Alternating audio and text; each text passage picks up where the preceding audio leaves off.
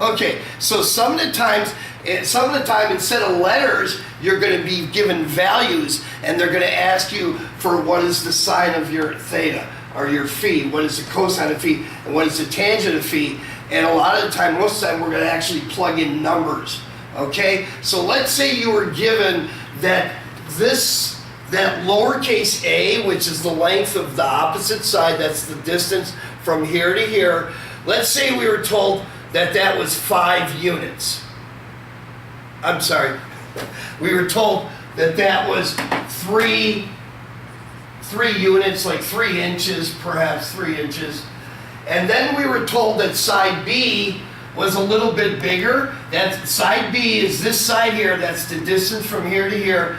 Let's say we were told that that was 4 inches long. And then finally, let's say they told us that the hypotenuse, side C right here, was 5 inches long, okay? If they had told us these values, 3, 4, and 5. Now, 5 is the distance for the hypotenuse. The side directly opposite the right angle is the hypotenuse, and that's always going to be the longest of the 3 sides, is it? Yes, 3, 4, 5, okay?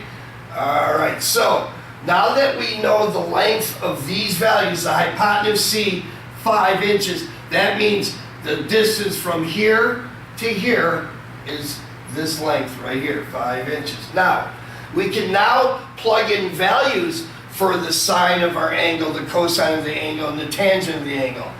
What will the sine of the angle end up being? What letter over what letter?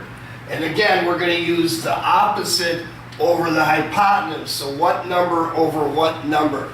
It would be 3 over 5. Good job. Now, if these fractions need to be reduced, you will reduce them. In this case, this can't be reduced, but if it was reducible, you would have to reduce it at the end there. All right? What about for the cosine of our angle? What numbers are we going to plug in for the adjacent over the hypotenuse? It would be 4 over 5. Very good. Notice that the hypotenuse is the denominator on both the sine and the cosine. All right? Now, lastly, what about the tangent? Opposite over adjacent. What number over what number? It would be 3 over 4. Perfect. All right? So that's pretty typical of a problem. Let's do one more example like this, and then we'll move forward onto the problem.